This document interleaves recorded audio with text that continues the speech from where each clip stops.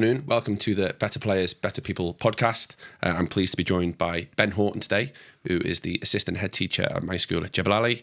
And Ben has a wealth of experience working in PE departments at some prominent schools in the city. So we've got a lot of rich ground we could cover today, but today we're going to be talking about all things leadership. So welcome, Ben. No, thank you for having me. Privileged to be here. Thanks, mate. I did say we'd do this at the end, but I think we'll flip it.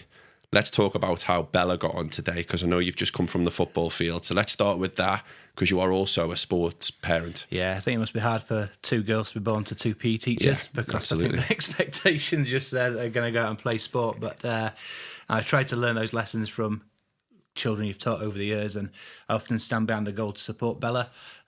She's got ADHD, she gets distracted easily, just to help support her, but she was struggling a bit today and wasn't taking that advice very well, so I took myself off to the side into the background and sort of left it to it. And it's just knowing about when to step in, when to step back, and wanting her just to enjoy it, really. Yeah, and that's interesting, because we've had coaches on here, and I think I've said it before about parents probably overstepping the mark, but obviously Bella's got ADHD, so does she invite the support from behind the goal? Does she want that? Does she ask for that? Yeah. Or is it something that you've she's suggested? wanted me to... I played a bit of football when I was younger, former PE teacher, and she's wanted me to get involved in the coaching. One of the reasons why I've never supported with the coaching before is because we're doing it at school. I still support the PE department, and it's quite nice just being a parent on the weekend. But they're a little bit short now, so I've offered my services to go and help coach the keepers on a Saturday morning, and that's something she's wanted me to do and something she's encouraged me to do. Yeah. So we had the conversation. Are you going to listen to me? How's that relationship going to be? Because I want you to go there and have fun. I don't want this to be like being taught to drive by your parents. Yeah. An argument every day, every time we go there. But no, I think she does appreciate that feedback, help keeping her on task. Yeah. But this morning she was a bit discombobulated, and she was struggling when she didn't have her socks pulled up, she didn't have her gloves on for kick-off, and I gave her a little reminder. Okay. And that didn't go down well, so I quickly snuck off and left her to it. Right, listen, before we go on to yourself, your role in leadership, I did want to touch on the girls, because they were at our school last year and they loved the sport. I think Bella played everything last year, I want to say, and she's a secondary girl. Is that something that you've managed? Because we do unfortunately see a dropout in secondary with the girls. We didn't have that with Bella. She played absolutely every sport. So how did you end up with a teenage girl who wants to play everything? I think the research shows the more opportunities that the children have at younger age, the more likely they are to carry it on into adulthood. And that's something we've championed. She's done gymnastics, trampolining, football, rugby, netball, a whole host of sports. And I think by doing all those things, she's having a go, she's enjoying it, having a bit of fun. And she's then kept that on into secondary now. I think as well what's quite nice for girls now is there's a few more role models out there as well. Yeah. I think when I was at school, I think, and my first year as a teacher, I think Serena Williams was about the only role model there for women.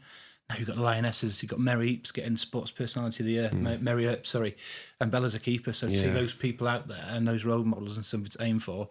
But I think I also take it back to, we go in the garden, have a kick around, and I don't take it easy on them. I'm blasting the balls because it gives us the practice. And I think there's an enjoyment in that. I think if they didn't enjoy it, I wouldn't drive it, and I wouldn't certainly, as a PE teacher, force my kids to do sport if they weren't enjoying it. But she wants to go in on the street and practice the goal kicks up the hill, and I quite like that, going out there and passing on any little pearls of wisdom. I think we know sporty parents make sporty kids, but what you've just said there is actually really interesting, and something I should really reflect on in my role is there's now a wealth of role models for female sport. It's something we should probably lead into a little bit more, and hopefully we can keep those girls playing a lot longer. So let's get into yourself as a practitioner and an educator. I want to know, why did you take the steps beyond PE into the roles that you're in now? I think I was always ambitious, and I was a head of PE at 27. I wasn't ready to be a head of PE at 27.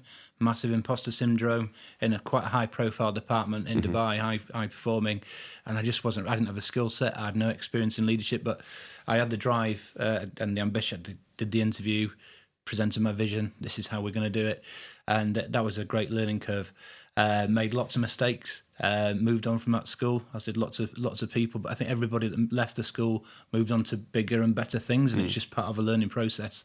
Transition from secondary to primary, and then once you're head of PE and you're 27 years of age, you're not going to be head of PE until you're 67 and you're retiring.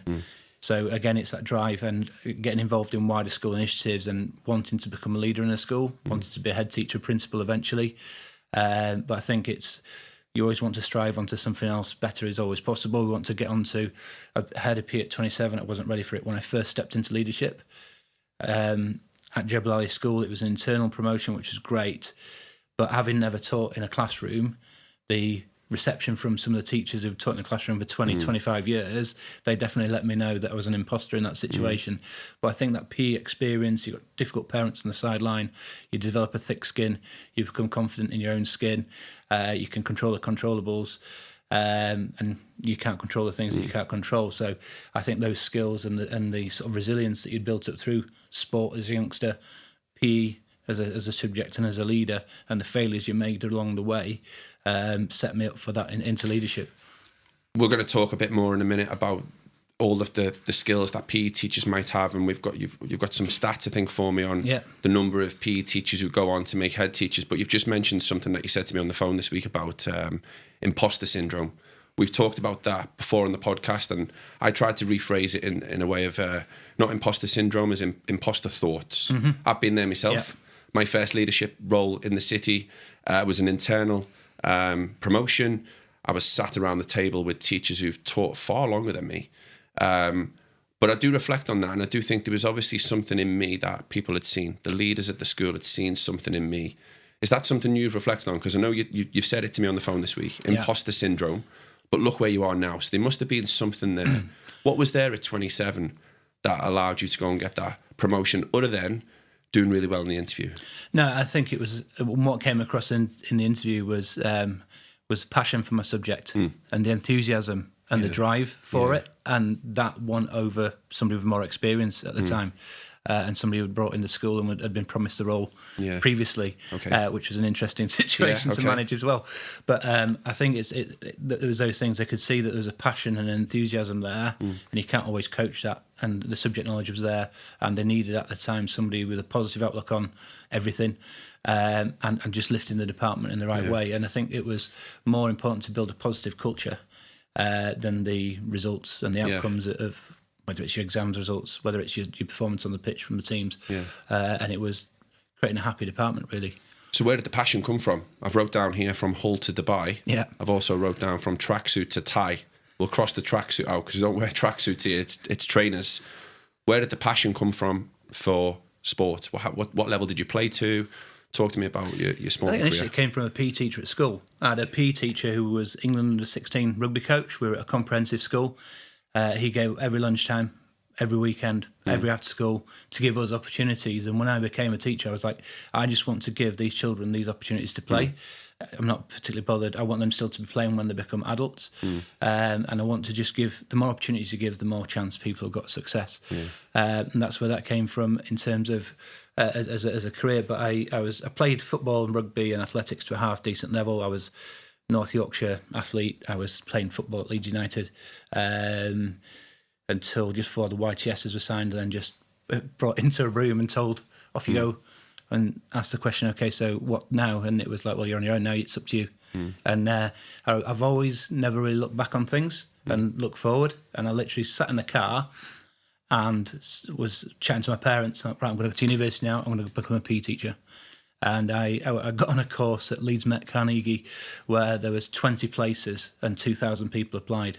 And again, that's sort of, that was my focus. I wasn't going to be a professional sports person. I wanted to be a PE teacher. I used to give up my sixth form free lessons to go and support the PE department, and that came across again and managed to get on quite a competitive course. And from there on in, I was very fortunate to have some very good mentors in the schools I was in. One of the schools was one of the biggest secondary schools in the UK and did really well nationally at rugby union and football, and then ended up teaching in Hull.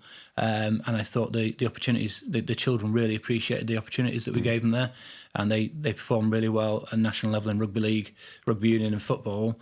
But what I also quite liked was in the classroom, these difficult characters, definitely challenging maths, English and science, but in the PE classroom, and even now when I see them in the 35 years of age, all right, sir, how's it going? And there's a respect there, and I think there's that you're able to build those relationships as a PE teacher. Went on the journey then, and I always wanted to be head of department, and I got to that at 27. I was like, that's got to be I've got there, what next? And even now, I've done my head teacher qualification, and I do want to be head teacher in the next few years. 2 out of the 3 schools in the UK I have somebody from the PE team on the leadership team, and I think there's something about the journey that we go on as PE teachers which prepares us for leadership. But I'm also quite aware that you have that imposter stage. That is a self-reflection. That's maybe not always what people think if you're looking from the outside in. You're setting up your vision, you're doing your changes, and then you're maintaining. But then you need to, what next? And you have to keep reinventing yourself and pushing forward, and that's probably what's driven me. You said a few things there. I'm trying to unpack. There's a few. I'll have to cut this bit a little bit because I missed something about Leeds when you got let go at Leeds. What was the question I was going to ask you? What you learn from that? What I learned from that was you're on your own now, son. So what are you going to do about it? Arthur Graham at the time, he was coaching the academy team, brought into the changing room, and he found the conversation really difficult because he knew he was breaking somebody's heart. He knew he was finishing somebody's dreams. And I was sort of like, oh, what about other clubs? And he was like, that's up to you now. And as I had a long walk I had a cry, I was upset. But I remember sitting in the car on the way, I'm going, right, okay, what can I do now? I didn't mope in self-pity. I was probably in my peak when I was in year 10 because I was big, strong and fast. I've got no skill whatsoever. And that caught up with me in football and rugby. In rugby, I still can't pass, still can't tackle because I used to catch the ball and score loads of tries. In football, I was a big centre-back. Nobody got past me. But then I couldn't pass the ball out from defence when he went on to. So I think there's lots of things there. Learning from failure, it gives you perspective when you're dealing with big incidents in school now. There's quite a few life experiences that have gone through to get to this point here. And I think it's always good to have a perspective to go back on. You're dealing with a situation in school, you've got an irate parent, you've got to be able to relate to them, why they're upset, but also there's bigger things going on in the world. Yeah, absolutely. Okay, let's get into the role you've got now then. So you've had a really strong career in PE. You've led multiple teams. You've been through all of the nitty-gritty that a PE teacher would go through in terms of recruitment, facilities. You've actually designed facilities for new schools. So let's move into what you're currently doing now. Can you explain how wide your responsibility is across the whole school now? Yeah, so the pastoral care and wellbeing, the way I see my job is making sure the children come to school happy. When they arrive in the morning, they come in with a smile on their face, and when they leave at the end of the day, they're bounding out with a smile on their face as well. And if there's something going on between there, there's something we can do to support that. Yeah. And I always talk about a 3-legged stool of support, and the child sits on the stool, and the 3 legs are the school, the parent, and the child, and we all work together. And if one of those legs isn't in place, the stool falls over. And part of my role is pulling all those people together to support the children. Generally, want children to have positive interactions at school. It's not all rosy, it's not all happy, it's not all, but it's giving people the skills to deal with that. So the pastoral care and wellbeing, lots of difficult conversations with parents, lots of parental complaints about various things. The first job I start the day with is sorting the cover out for the day, which is a 5:15 dog walk, and that's quite an interesting time in the morning, sorting out those problems. And again, I think PE teachers become great problem solvers through the events that we set up, and things don't go to plan. So I'm solving problems from 5:15 in the morning, so I go to bed at 9 o'clock in terms of staffing. And a huge part of my role is safeguarding and child protection. And so I have lots of negative conversations through a day, lots of difficult conversations. But at the end of the day, what I'm working back from is I want the children to be in a happy place and ready to learn, and they feel in a safe, secure place at school. And if they do that, then they're in a good position to thrive. It's a huge responsibility. Happy kids learn better, don't they? Yeah, so absolutely. We touched on something before the cameras rolled about... and I hope you don't mind me sharing this, but when you stepped into a wider responsibility, your plate was quite full, you know, because you've got an experience of being able to do things. You know, it's an underrated skill now in the workforce is getting things done. It's something I pride myself on. I work backwards from events. I have a calendar and things like that. So talk to me about how you manage all of these things on your plate and what you maybe do to look after yourself in terms of well-being or people in your team. Yeah, and I think you take on a lot of other people's well-being as well, and I have teachers come to me and saying this is having a negative effect on my well-being. I sort of say well-being isn't something that's done to you; it's something that you need to do for yourself. Our vice principal stood up at the start of the year and talked about interactions with parents and talked about putting money in the bank. So every positive interaction with a parent, you're putting money in the bank. And when you have a negative interaction with a parent, you're taking money out the bank. Make sure that first interaction isn't a negative one. But I've always done that for my own personal well-being. I know I'm better when I exercise. I know what my pressure points are. I know myself really well, and I think I do. But my dog walks on a morning and an evening, that's a head clearer. I've got a half an hour dog walk in the morning, half-hour dog walk in the evening. I can clear my head. I go to the gym 3 times a week after school. I get 12,000 steps in every day. And for me, that's me putting credit in my bank. Yeah. I make sure I go out of my way to go and have positive interactions with children in school and adults in school. So even though most of what my role deals with is negativity or difficult situations, I always know that I've got credit in the bank at the end of the day, as well as putting credit in the bank for my own well-being. There's lots of people you can lean on as well, and I think there's nothing stronger than team. And I'm part of a leadership team now, and the leadership teams are a safe space where you can also go and kick the can as well and share any worries or concerns you've got. So I'm a big champion of taking my own medicine. In terms of when I exercise and look after myself, I'm a better person. I know that I deal with lots of negative situations, but I know that I've got to look after myself first and foremost, otherwise I'm not going to be able to deal with the situations at school, never mind come home and be a good parent. And that's why I like to go to the gym at the end of the day before I go home. So I get home and I'm there and I'm present and I'm a dad and I'm trying to be a better dad. It's a really cool analogy, actually. When you mentioned that to me about putting credit in the bank, I wasn't sure what you were talking about, to be fair, but when you explained it, when we delivered GCSE, not GCSE, core PE in secondary to the sixth formers, our head of department this year used an analogy of the magic pill. So the magic pill, it was a magic pill that guarantees improved sleep, reduced anxiety, better academic performance, better performance, and the name of the pill is exercise. Yeah. So you're completely right. I think taking your own medicine as well. You've got to look after yourself, haven't you? And the other thing is sleep. I always get at least 7 hours sleep a night, and I sleep well. And I don't know whether it's me and my makeup, but when my head hits the pillow, I don't have those things swirling around in my head from the day. I hit the pillow, I sleep, and I think I've got a good self-care routine too. Just on that idea of well-being, then, it's obviously a huge area, rightly so now in teaching. Teaching can be sometimes the most judged profession. You know, we watch each other. And that can cause anxiety for certain staff if the environment's not correct or managed. But we have a number of teachers now leaving the profession and they cite anxiety. Yeah. For me, I'm aware of that. I understand that. I appreciate that.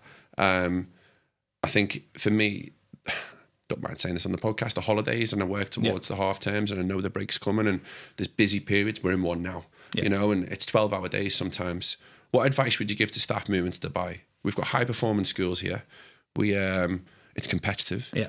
What would you say to a new member of staff and how they should manage their own well-being? I think it's always good to take a step back, and I always can reflect back to where I was in the UK and comparing it to where I am now. Yeah. I was having a conversation with a class teacher the other day that was struggling a little bit, having made the transition, and I was first of all getting people to control the controllables and go, okay, there's nothing much we can do about that, but what can we do to support you in this situation?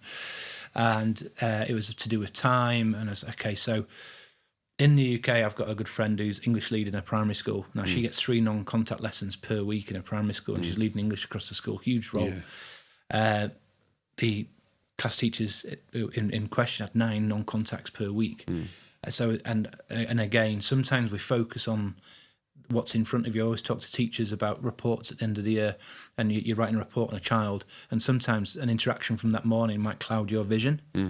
So it's getting them to step back. They might have had a particularly bad lesson, there might have been a particularly bad moment, but actually step back from it. Across the day, it's actually been quite positive. Yeah. Those things in there we couldn't really do much about anyway, and that's fine. And if they made mistakes, go, great, brilliant, and celebrate that, because it's a learning opportunity. I think adults are the same as children. They need praise. They need to know they're doing a good job. They need to know it's a safe place to make a mistake, and they need to feel part of your team. Yeah, it's that self-awareness, isn't it? I think having someone like yourself in a leadership position who's got that awareness, maybe because it's, you know, the career you've had in PE, you kind of have to have it. You mentioned something before we press record on PE teachers' interactions with parents. and sometimes being talked at. And maybe you had that situation when you were a PE teacher, but how that supported the position you're in now. Can you just elaborate on that and just explain that one for me? No, I think it gives you a good apprenticeship in supporting parents. I've stood on the sideline and had parents scream and shout at me at half time of a game in front of all the other parents and all the other teachers. So I said, can we have a conversation about this later, please, because it's not the right time and space. But I think that one of the points that lots of parents have fed back to me in unsuccessful parent meetings with staff is that the member of staff has gone into a meeting with an agenda and delivered that message. Yeah. And the parents felt that they've not necessarily been listened to. Yeah. I think something we do as a PE department, I was in PE meetings, I always used to set up a devil's advocate situation in a safe space where everybody's sort of like criticising one of your ideas, but together it comes out as a better idea. But it's sort of, okay, listen to the parent. What is their concern? What is it they're concerned about and why they're concerned about it and what can we do about it? And also having the confidence in yourself to go, okay, right, I get where you're coming from.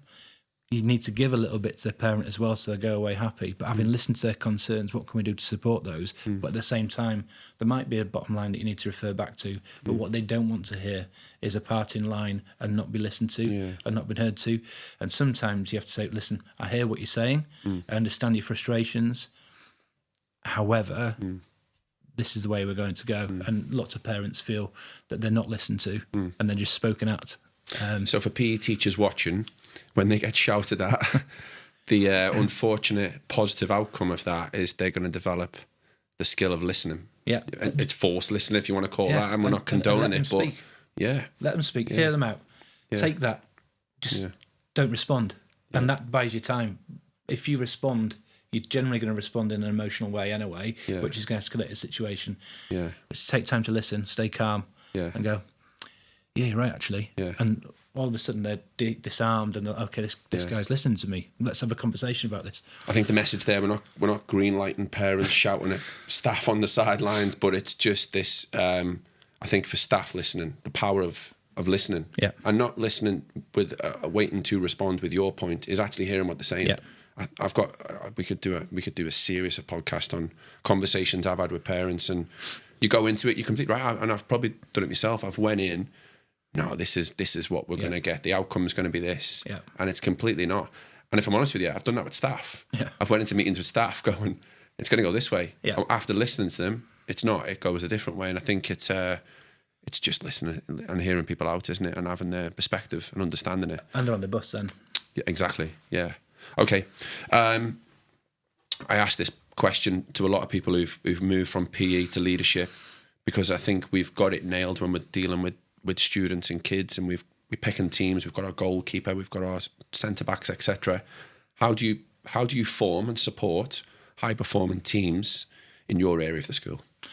I think it comes to empowering those teams and taking their ideas and running with them.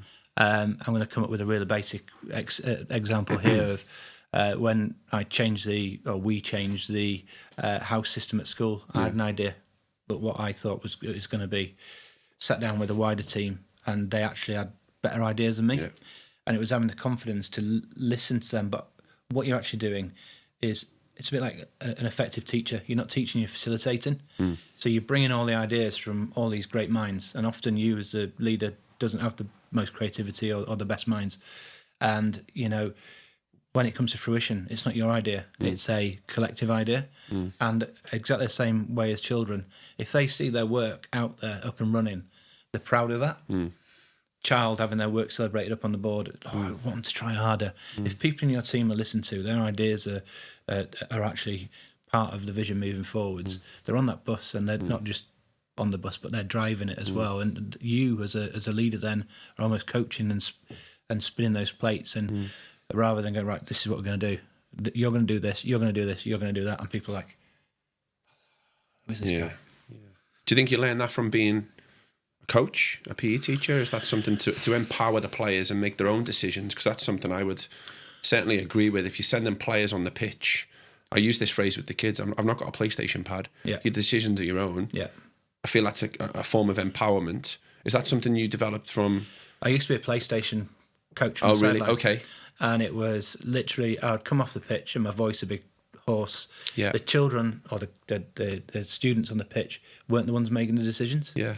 So it's you, and then when you step back, they couldn't do it. Yeah. So it's what you then need to do is create situations where they're able to come up with those solutions themselves and then put it on the pitch. Yeah. You hear on the sidelines there was a coach from a top private school in the UK, and he'd first big fixture against a rival school, and he didn't go into the huddle at half time, and all the parents were going nuts. And he said, I'm not the one on the pitch. Those are the guys on the pitch. They need to work it out. And the parents were up in arms. And I think that stuck with me as a message on a CPD course I did years ago is what the students need to be doing on the pitch, making those decisions themselves. And if they get it wrong, it's okay. And you're there just to facilitate it. But I'm also at a stage now where I'm coaching an old boys team at the Sevens, and nothing's made me happier than seeing 30-year-old blokes who are still playing sport at 30-odd years of age, who went through school because you injected that enthusiasm and enjoyment. I think sometimes if you stand on the sideline barking instructions, that enjoyment's taken away. Oh, absolutely. Well, so just to go back, that was a high-performing independent school. The coach did not go to the huddle? Yeah. One of the top independent schools in the UK, won the Daily Mail several times. Yeah. And he just stood on the sideline and said, no. And the parents weren't happy? The parents weren't happy. Yeah. And the parents went to the principal. Really? Yeah. And they sat with the principal, and he came back to the head of PE, and he said, "You've got two options here. If you can tell them where to go, or I will." Oh, right. Okay. Well, hopefully, I think forums like this are starting to educate parents now. There's a lot more parents in the city, yourself included, who are coaching. Yeah. And I think it's probably just upskilling them. They're not going to be teachers. They're not going to be fully qualified coaches, but making them aware of everything you just said. Kids making their own decisions, they own it, and then hopefully, like you've explained there, the old boys, they're playing into the 30s still because they've got that love of it, which starts with youth sport. Yeah, starts at school. Okay. What was the last sporting autobiography you read, Ben? Last sporting autobiography I read was, they're not really autobiographies, they're books on leadership so Sir Alex Ferguson's book on leadership and Eddie Jones's book on leadership. And also doing MPQH. When you read those three different books and the course material from the MPQH, it's almost mirrored. And I quite like reading it from a non-educational perspective. Yeah. And going, okay, in rugby and in football, these are the principles. Surround yourself by the right people. You've got an end goal in mind. This is what we're working back from. And I think PE teachers do a great job of this because they're always organising events. They've got big competitions they're working towards right, this is the end goal. We're communicating with everybody what our vision's going to be. These are what our values are, and this is how we're going to do it, and these are the steps we're going to get there. And I think those books, along with great ones, great educational books like Dweck or Hattie, and the leadership books, it all reflects the same message. Yeah. I think to go, let's summarise like this. Is it 2 out of 3 head teachers? No, 2 out of 3 schools in the UK have somebody from the PE department on the leadership team. Yeah, and I reflect on the schools I've worked at. It mirrors that. 2 out of 3 schools in the UK have a member of the PE team on the leadership. Yeah. There's MPQH. There's formal qualifications. There's in-house experience through schooling.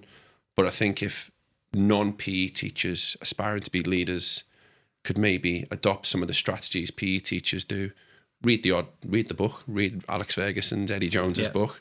I think they'd go on to be a lot more of a rounded leader. I think that would be, in summary. Yeah, the opposite to me. Yeah. Without the experience in the classroom. There you go. Ben, thank you so much. That's been really interesting. Thank you. No, thank you.